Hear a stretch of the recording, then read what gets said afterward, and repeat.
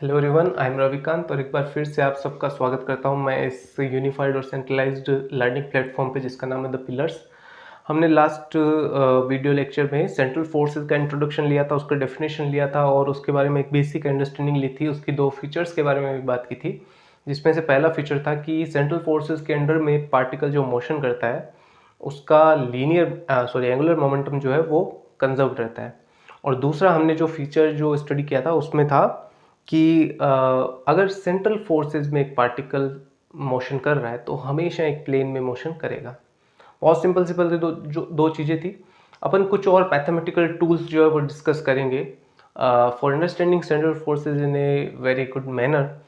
तो उसका टॉपिक आप देख सकते हो यहाँ पे, velocity of a particle in A velocity and acceleration of a particle.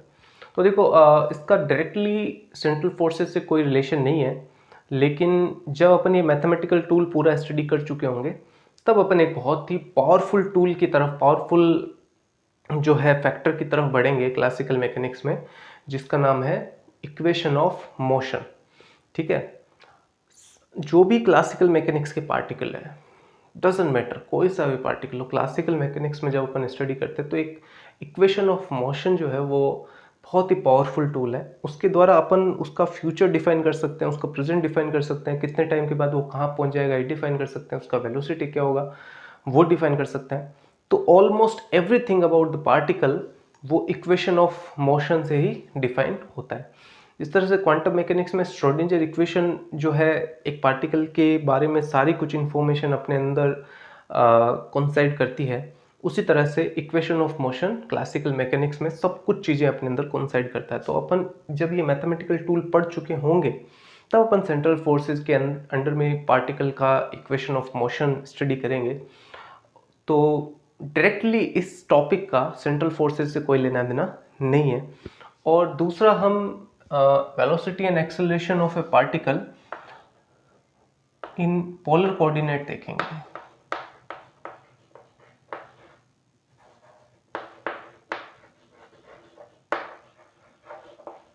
Polar coordinates यानी ध्रुवीय निर्देशांक के अंदर अपन ये देखेंगे।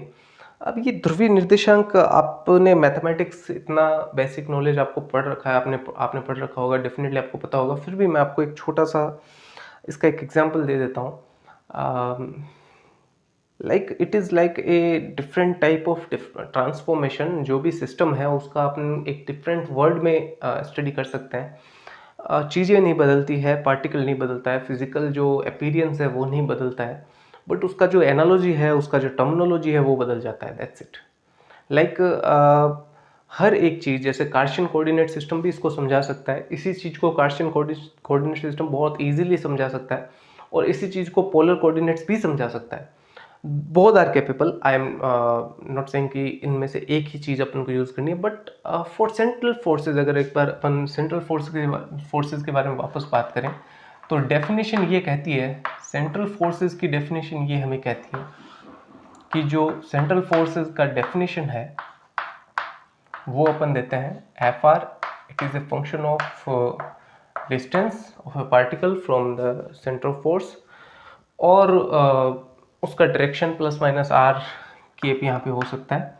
तो ये एफ आर जो है, क्योंकि डिस्टेंस का ही सिर्फ एक फंक्शन है, इसलिए इस चीज़ को इन पोलर कोऑर्डिनेट्स पढ़ना क्वाइट इजी है।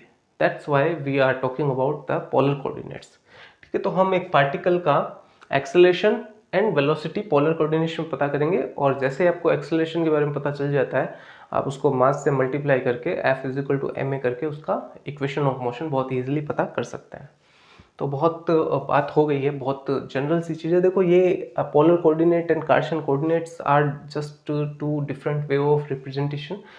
इसका रियल वर्ड से या फिर रियल सिचुएशन से कोई लेना देना नहीं है। These are different languages. आप ऐसा कह सकते हो कि आपने कुछ बात कहनी है तो आप हिंदी में भी कह सकते हो, इंग्लिश में भी कह सकते हो, फ्रेंच में भी कह सकते हो, इंग्लिश और स्पेनिश में भी कह सकते हो। These are just different languages and nothing different from this situation. मतलब आप जिसको जैसा समझ में आए वैसी बात करनी है, दैट्स इट। ठीक है, अब अपन पोलर कोऑर्डिनेट में ये बात करते हैं। तो सबसे पहले अपन एक सिस्टम डिफाइन कर देते हैं यहाँ पे। एंड मैं 2 डायमेंशनल सिस्टम डिफाइन करूँगा, क्योंकि हमने देख लिया है कि जो पार्टिकल है वो प्लेन में ही मोशन करता है सेंट्रल फोर्सेस के अंडर में। तो यहाँ पे एक पार्टिकल है लेट्स सपोज, और उसका पोजीशन वेक्टर जो है वो r है, एंड इसका कार्टेशियन कोऑर्डिनेट में जो सिस्टम कार्टेशियन कोऑर्डिनेट सिस्टम में जो कोऑर्डिनेट्स हैं वो x y है, और पोलर कोऑर्डिनेट में यही इसका जो कोऑर्डिनेट है वो r थीटा है। r थीटा में r क्या है, r तो ये डिस्टेंस है इसका सीधा सीधा, और थीटा ये है, ठीक है। And this is x, this is y, okay. And अब क्योंकि हमें तो भाई सीधा सीधा कार्टेशियन कोऑर्डिनेट ही सिस्टम समझ में आता है, तो हम इसका वेलोसिटी एंड जो एक्सेलरेशन है वो पोलर कोऑर्डिनेट में डिफाइन करना चाहते हैं। तो सबसे पहले इसका पोजीशन जो है उनका इंटर रिलेशन देखने की कोशिश करते हैं कि इसका इंटर रिलेशन क्या है, ठीक है। तो अगर अपन इसको इस पार्टिकल को डिफाइन करना चाहें, इस पार्टिकल का पोजीशन डिफाइन करना चाहें, तो ये कुछ इस तरह से अपन डिफाइन करते हैं कि r वेक्टर जो है वो होता है X I cap plus Y J cap. अब यहाँ पे x और y तो कार्टेशियन कोऑर्डिनेट सिस्टम में है, तो अपन इसको पोलर कोऑर्डिनेट में बदल सकते हैं। अगर यहाँ से आप इस ट्रायंगल का यूज़ करके, इस ट्रायंगल का यूज़ करके x एंड y निकालोगे तो आप बहुत इजीली पता कर सकते हो कि ये होता है आपके पास r cos theta I cap plus r sin theta J cap. तो ये आपके पास पोजीशन वेक्टर हो गया r cos theta I cap plus r sin theta J cap, okay. अब देखो वेलोसिटी अगर अपने को पता करना है, मैं इधर लिख रहा हूँ एक बार के लिए, फिर अपन उसको डिफाइन करेंगे। वेलोसिटी जो है वो डेफिनेटली अगर अपन देखें तो वो होता है D R vector over D T. तो बेसिकली हमें ये चाहिए, ठीक है। लेकिन अपन इसको पोलर कोऑर्डिनेट्स में पता करना चाहते हैं। प्रॉब्लम ये है कि हम इसे पोलर कोऑर्डिनेट में पता करना चाहते हैं। तो देखो इसके लिए सबसे पहले तो हमें ये पता करना पड़ेगा कि इसके अंदर पोलर कोऑर्डिनेट सिस्टम के अंदर जो यूनिट वेक्टर्स है वो क्या होते हैं। सबसे पहला प्रॉब्लम ये है, क्योंकि यहाँ पे आप कह रहे हो यूनिट वेक्टर आई केप और जे केप है, आई केप इस डायरेक्शन में, जे केप इस डायरेक्शन में, तो इनके यूनिट वेक्टर्स क्या होंगे। तो सबसे पहले अपन यूनिट वेक्टर्स के बारे में बात करते हैं। Unit vectors in polar coordinate.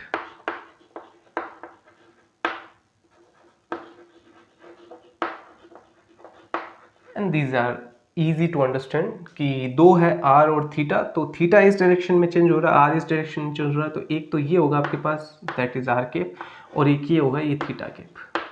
दो चीजें होंगी, एक तो इस डायरेक्शन में r केप और इस डायरेक्शन में थीटा केप। अब r केप के अगर बात करें अपन, तो r केप को डिफाइन करना बहुत ही ईजी है। देखो यूनिट वेक्टर क्या होता है, यूनिट वेक्टर में सिर्फ डायरेक्शन होता है, दैट सिंपल। यूनिट वेक्टर में क्या होता है, सिर्फ डायरेक्शन होता है और कुछ नहीं होता। तो डायरेक्शन के बारे में बात करें तो भाई आर केप के डायरेक्शन तो हमारे पास पहले से है, ये इसमें डायरेक्शन कहीं ना कहीं होगा ही भाई, सीधा सा बात है। बट उसका मैग्नीट्यूड 1 होता है, ठीक है। तो मैग्नीट्यूड 1 होने का मतलब ये डिस्टेंस जो है ये डिस्टेंस 1 होना चाहिए, बाकी डायरेक्शन यही रहे। तो आर केप के बारे में अपन सीधा सीधा कह देंगे अगर ये आर जो है, जो मैग्नीट्यूड है ये 1 हो जाए तो अपना यूनिट वेक्टर इस डायरेक्शन में डिफाइन हो जाएगा सीधा सीधा, क्योंकि फिर सिर्फ और सिर्फ डायरेक्शन ही बचेगा। जब मैग्नीट्यूड हमने 1 कर दिया, जब मैग्नीट्यूड हमने 1 कर दिया तो फिर बचेगा क्या, सिर्फ डायरेक्शन बचेगा। तो ये इसका डायरेक्शन हो गया सिंपली। और दूसरा जो अपने पास थीटा केप है, अगर थीटा केप के बारे में बात करें अपन, अगर ये आर केप है और ये थीटा केप है, तो यहाँ पे ये अगर मैं इसमें एक्स एक्सिस डिफाइन करूँ तो दिस इज थीटा। तो थीटा केप का जो एक एंगल है, थीटा केप का एंगल क्या हो जाएगा, थीटा प्लस 90 डिग्री। तो इसी में अगर मैं थीटा प्लस 90 डिग्री लिख दूं, इसी के अंदर मैं अगर 90 प्लस थीटा लिख दूं,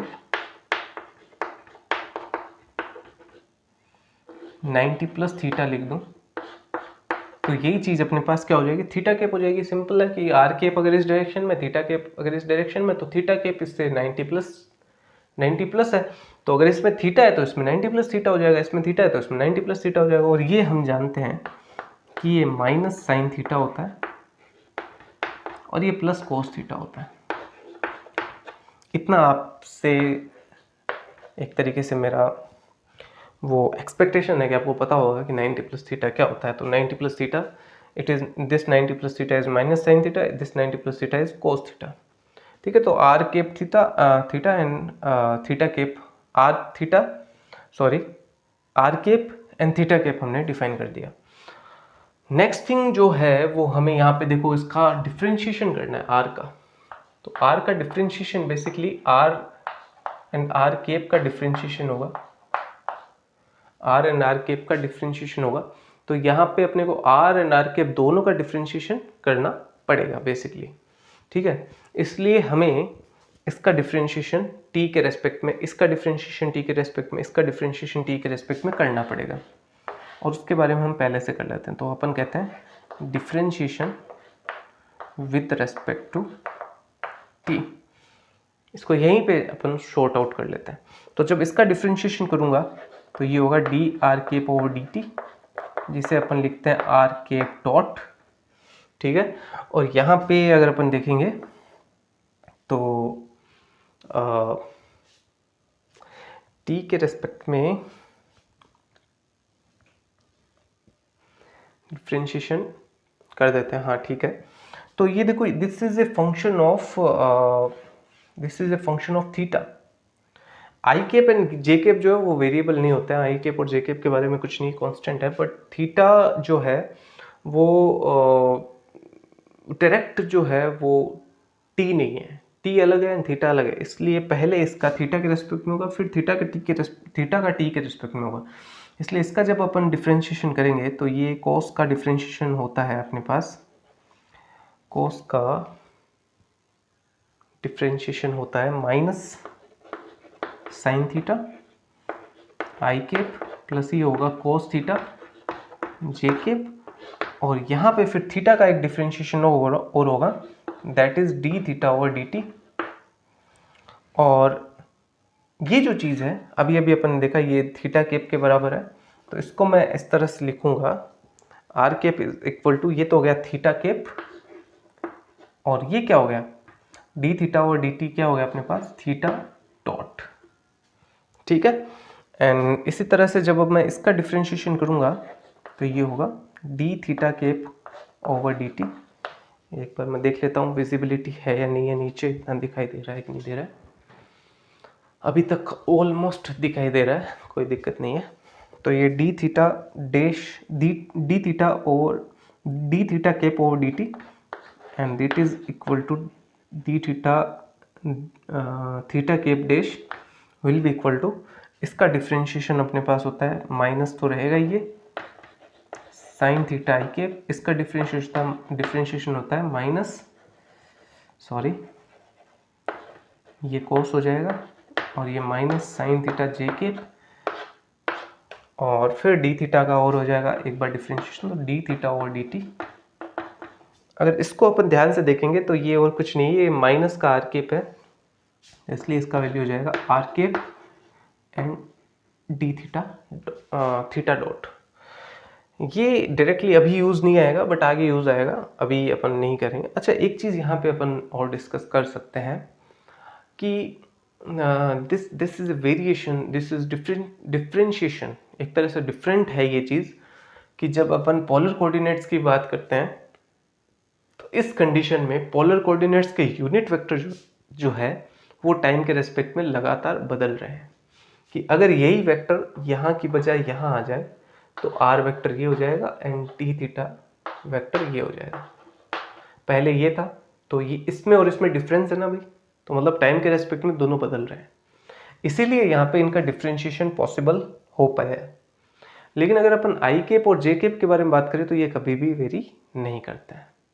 ठीक है, तो एक तरीके से देखा जाए ये अपने आपस की बात है, इसको अपने को ज़्यादा सीरियसली नहीं लेना, अपन आपस में बात करें। एक तरीके से देखा जाए तो हम कॉम्प्लिकेशन की तरफ जा रहे हैं, हम कॉम्प्लिकेशंस की तरफ जा रहे हैं, क्योंकि हमारे पास पहले एक आई केप था एक जे केप था, इसका डिफ्रेंशिएशन करके D X over D T D Y over D T और सीधा ही निकल रहा था सब कुछ, वेलोसिटी बहुत इजीली निकल रहा था D X over D T D Y over D T बस, फिर D two X over D T square D two Y over D T square, acceleration आ जाता। आई केप और जे केप का डिफ्रेंशिएशन होना नहीं था, तो बहुत इजी थी चीज़ें, और हम अब इसको एक थोड़ा सा बिट कॉम्प्लिकेशन में लेके जा रहे हैं। उसका रीज़न क्या है? उसका रीज़न ये है कि जो हम पढ़ना चाह रहे हैं उसका कॉम्प्लिकेशन करेंगे तो थोड़ा सा इजी ही पड़ेगा। इट्स लाइक कि अगर आपको अपने मोहल्ले में एक घर से दूसरे घर में जाना है, अपने पास वाले घर में जाना है, तो आप कभी भी बाइक या फिर कोई भी ट्रांसपोर्टेशन यूज़ नहीं करेंगे, आप पैदल ही जाएंगे।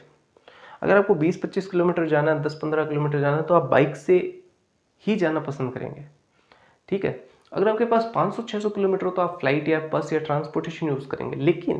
लेकिन इन सम सर्कमस्टेंसेस, लाइक आपको जम्मू जाना है और आपको एडवेंचर पसंद है, एंड जम्मू में आप जम्मू जाते हो या असम जाते हो या फिर ऐसी जगह जहाँ पे कुछ पहाड़ी इलाके हैं, गाड़ियाँ वाड़ियाँ नहीं जाती, एंड जो लोग एडवेंचर पसंद करते हैं वो रॉयल एनफील्ड लेके जाते हैं। तो एक कहने को तो भी इतनी दूर आप रॉयल एनफील्ड बाइक लेके क्यों जा रहे हो? आप कार से जाओ, फ्लाइट से जाओ, बट देर इज समथिंग कि वहाँ पे कुछ अलग है।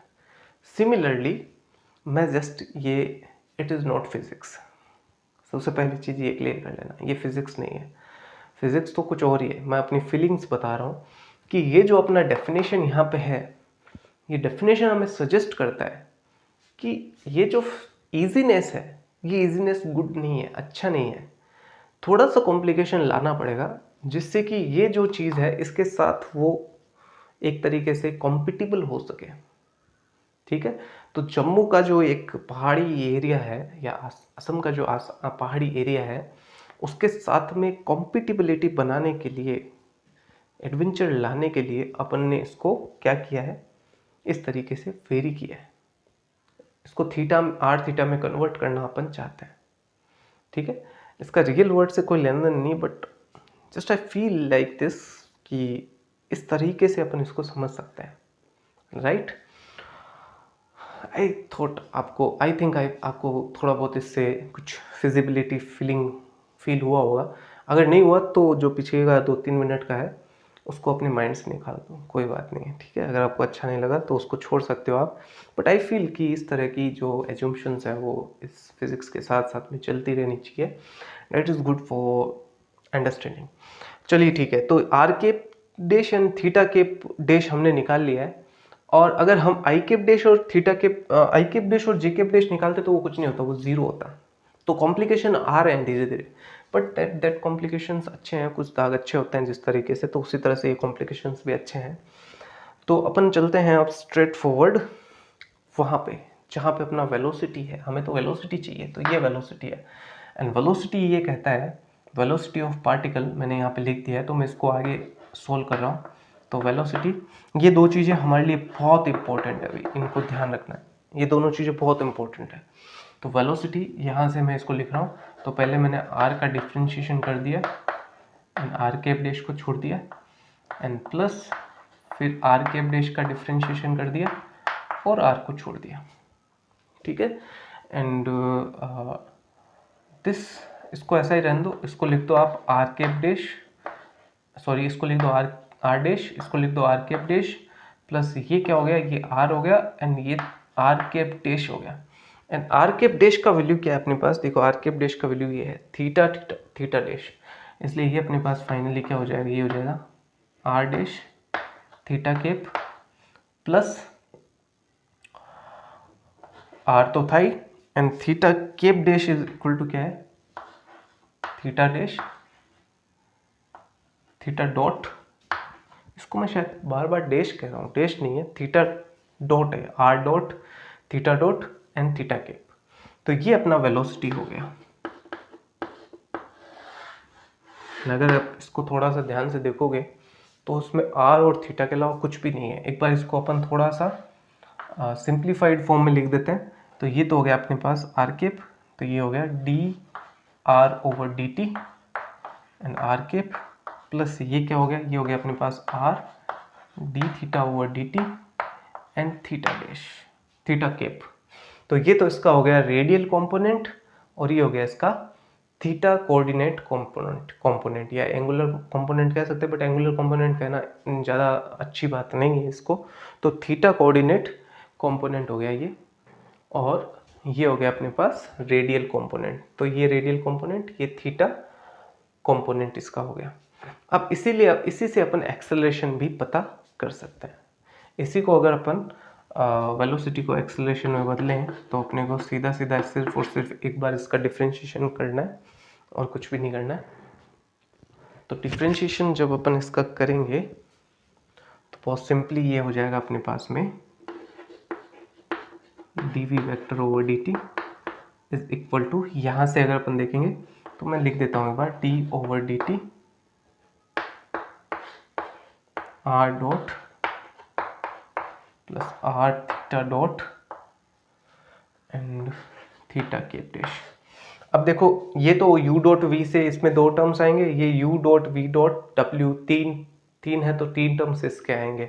तो 2 + 3 कुल मिला के 5 टर्म्स आने हैं यहाँ पे। उन पांचों टर्म्स को मैं लिख देता हूँ। तो सबसे पहले इसका डिफरेंशिएशन t के रिस्पेक्ट में, तो ये अपने पास हो जाएगा r डबल डॉट, और इसको छोड़ दिया तो r केप, प्लस फिर इसको छोड़ दिया तो r केप डैश। ठीक है। और इसी तरह से इसमें पहले इसका डिफरेंशिएशन, तो r डॉट थीटा केप, फिर इन दोनों इसको छोड़ दिया तो r, एंड इसका differentiation theta double dot, and ये छोड़ दिया अपन ने, प्लस फिर इन दोनों को छोड़ दिया तो r theta dot and theta cap dash. अब देखो यहाँ पे r केप को छोड़ दो, आप थीटा केप को छोड़ दो, थीटा केप को छोड़ दो, बाकी ये theta cap dash and r cap dash, देखो ये रहे theta cap dash and r cap dash हमने पहले से निकाल रखे हैं, तो इनको अपन शॉर्ट आउट कर लेंगे। तो r double dash r cap plus इसकी जगह क्या हो जाएगा, r केप डैश की जगह क्या हो जाएगा, थीटा डैश थीटा केप। तो r dot theta dash theta cap plus इसको एज इट इज छोड़ दो तो ये हो जाएगा r dot theta cap plus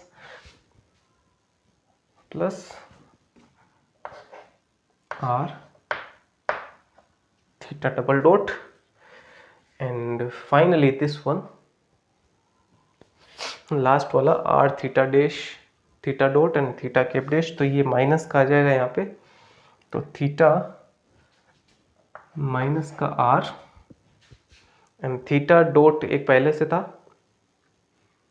and एक यहाँ आ गया, तो theta into theta dot into theta dot square हो जाएगा ये, तो थीटा डॉट स्क्वायर एंड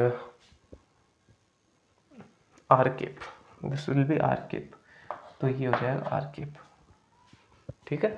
इसको सॉल्व करके देखो, ये दोनों टर्म्स अगर देखोगे तो ये दोनों जुड़ जाएंगे आपके पास, एंड यहाँ कुछ रह रहा है, यहाँ थीटा केप रह रहा है, तो ये थीटा केप लिख दिया। तो ये दोनों जुड़ जाएंगे, ये इसके साथ, फिर ये आर केप के साथ, और इस तरह से फाइनली अगर अपन देखेंगे तो एक्सेलरेशन अपने पास जो आएगा इन रेडियल कंपोनेंट या सॉरी इन पोलर कोऑर्डिनेट, तो पहला तो ये और एक ये, तो ये हो जाएगा R double dot minus this is R theta dot square R theta dot square, and इसके साथ में आ जाएगा आपके पास आर वेक्टर प्लस, ये दोनों जुड़ जाएंगे, एक ये बच गया अपने पास, तो दूसरा आएगा R theta double dot and plus 2 R common आ जाएगा, इसमें भी है आर, इसलिए 2 थीटा डॉट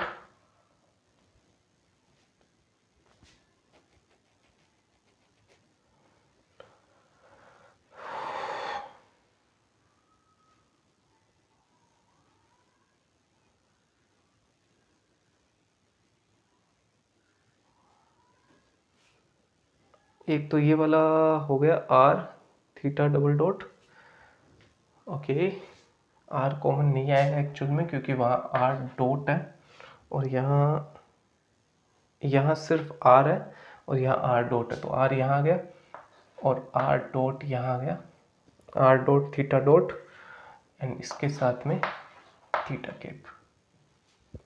ठीक है, मैं थोड़ा सा इसमें से मिटा देता हूँ इधर से, ये आप लोग पॉज करके अगर कुछ नोट डाउन करना है तो कर लेना भाई।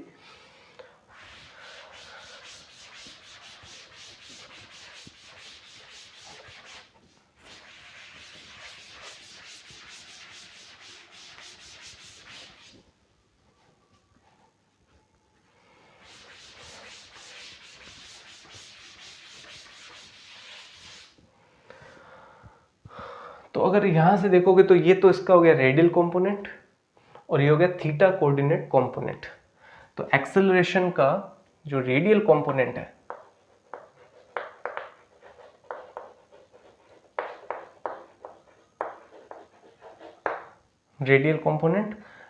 वो होगा आपके पास AR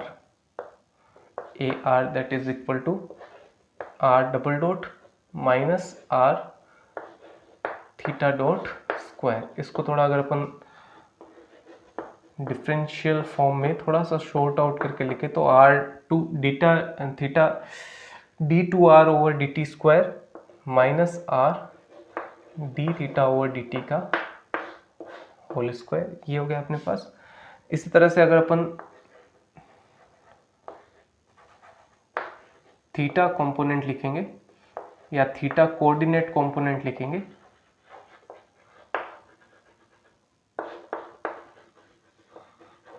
तो वो अपने पास होगा a theta and a theta is equal to अपने पास हो गया r डॉट थीटा डॉट, यहाँ वापस कुछ दिक्कत मुझे लग रही है, r डबल डॉट है आई थिंक यहाँ पे, तो r डबल डॉट हो गया ये, sorry theta double dot and plus 2r dot theta dot. इसको भी अपन थोड़ा सा और सॉल्व करके लिख लेते हैं, दैट इज अच्छा ये डबल डॉट इसी पे है, हमने गलत समझ लिया था। तो ये अपने पास होगा r d2 theta over dt square plus 2 dr over dt and d theta over dt। तो ये दो अपने पास कंपोनेंट हो गए, रेडियल कंपोनेंट और ये। अब एक फाइनल चीज़ हो रहा है इसमें, एक छोटी सी चीज़ हो रहा है, वो भी अपन डिस्कस कर लेते हैं, क्योंकि अब कुछ उसमें कुछ ऐसा है नहीं, कुछ सीक्रेट नहीं है, बहुत इजी सी बात है कि जब अपन एक्सेलरेशन पता कर लिए तो इक्वेशन ऑफ मोशन बहुत इजीली पता कर सकते हैं अपन। तो equation of motion under central forces अपने पास क्या होगा, वो होगा अपने पास ma is equal to f। अब दोनों चीज़ें अपन निकाल चुके हैं, देखो ये रहा और ये रहा, this is force, this is acceleration. तो अब देखो एक चीज़ अपने को समझ में आ जानी चाहिए, क्योंकि f में देखो r वेक्टर है, r केप है, तो अगर आप इसको क्वेश्चन में रखते तो इन दोनों का कंपैरिजन हो ही नहीं सकता था। ये एग्जैक्टली वैसा है कि आप हिंदी में बात कर रहे हो और सामने वाला स्पेनिश में बात कर रहा है, आप दोनों एक दूसरे से कोऑर्डिनेट कभी कर ही नहीं पाओगे। आप हिंदी में बोल रहे हो, वो स्पेनिश में बोल रहा है, how can you just communicate, कभी नहीं हो पाएगा। तो इसी तरह से यहाँ पे ये रेडियल फॉर्म में है एक तरीके से, या फिर ऐसा कह दो पोलर फॉर्म में है, तो इसको भी पोलर फॉर्म में बनाना था, इसीलिए ये सब कॉम्प्लिकेशन हमने किया। ये पीछे के जो 15, 20, 25 मिनट जो हमने लगाए हैं, जो इन्वेस्ट की है, वो सिर्फ इसीलिए की हैं कि हम एक फिजिबल सिचुएशन में पहुंच सके जहां हम सेंट्रल फोर्सेस के अंदर बात कर सकें। तो सेंट्रल फोर्सेस के लिए हमने ये काम किया है। तो ए हमारे पास हो गया सीधा सीधा ये पूरा का पूरा, तो एम मैं पूरा नहीं लिख रहा हूँ भाई, जो भी ए है वो का वो लिखना है, एंड इक्वल्स टू हमारे पास हो गया यहाँ पे F R and R cap. And यहाँ से हमें सिर्फ और सिर्फ कंपेयर करना है। जैसे हम कंपेयर करेंगे तो हमारे पास दो इक्वेशन ऑफ मोशन आएगी, इस सेंट्रल फोर्सेस के अंडर में जो इक्वेशन ऑफ मोशन होती है वो दो होती है। तो इक्वेशन ऑफ मोशन दो आएगी कंपेयर करने पे, कंपेयरिंग बोथ साइड, ऐसा लिख देता हूं मैं।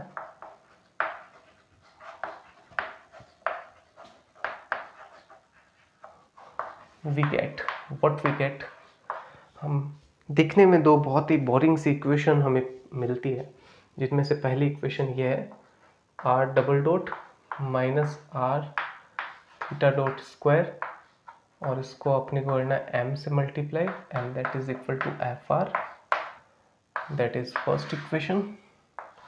First equation of motion and second इसको भी m से मल्टीप्लाई कर दो तो m r theta double dot, देखो मैं भी कंफ्यूज हो गया था, यहाँ थोड़ा ध्यान रखना, and 2r dot theta dot equals to 0। ये सेकंड इक्वेशन ऑफ मोशन है। अभी मैंने एक वर्ड यूज़ लिया, दैट इज बोरिंग। वैसे तो नाइंसाफ़ी है फिज़िक्स के साथ, बोरिंग कहना ही फिज़िक्स को बहुत बड़ी नाइंसाफ़ी है फिज़िक्स के साथ। बट अगर कोई ऐसे इसको नॉर्मली देखेगा तो ये बोरिंग ही लगेगा कि ये क्या है, मतलब डॉट लगा दिए, थीटा एफ आर क्या है सब कुछ। बट ये दोनों इक्वेशन फिज़िक्स के दो बहुत ही इंपॉर्टेंट रूल्स को एक तरीके से चीख के आपको बता रही है। बट आपको तब तक ये बात पता नहीं चलती है जब तक आप फिज़िक्स पढ़ने लग जाते हो। तो नॉर्मल इंसान को जब आप ये कहोगे कि ये इक्वेशंस कुछ ऐसे ही नहीं है, ये इक्वेशन कुछ ना कुछ हमें बता रही है, तो शायद उनको पता नहीं चले। बट हम तो फिज़िक्स में ग्रेजुएट होने वाले लोग हैं या फिज़िक्स डिसिप्लिन से प्यार करने वाले लोग हैं, तो हमें ज़रूर पता चलना चाहिए। तो नेक्स्ट लेक्चर में हम ये पता करेंगे कि ये दो इक्वेशंस हमें क्या बता रही है। फिज़िक्स के दो बहुत इंपॉर्टेंट रूल्स को हमें बता रही है, जिनमें से एक रूल हम पिछले लेक्चर में पढ़ के आ चुके हैं, लेकिन फिर भी हम दोबारा उसको करेंगे, जो ये है एंगुलर मोमेंटम कंजर्वेशन। और ये चीज़ एक बहुत ही सिंपल सी बात बट बहुत ही इम्पोर्टेंट बात को शो करती है, दैट इज़ एनर्जी कंजर्वेशन। तो ये एनर्जी कंजर्वेशन को शो करती है, ये एंगुलर मोमेंटम कंजर्वेशन को शो करती है। और ये किस तरह से शो करती है ये अपन नेक्स्ट लेक्चर में पता करेंगे। ठीक है, इस लेक्चर में इतना ही पढ़ेंगे, नेक्स्ट लेक्चर में मिलते हैं। कोई भी चीज़ जो आपको नहीं समझ में आई है वो आप पूछ सकते हैं, कमेंट कीजिए। कोई भी बात आपको जो लग रही है, अपने डिस्कशंस, अपने डाउट्स आप कमेंट सेक्शन में ज़रूर बताएं। धन्यवाद।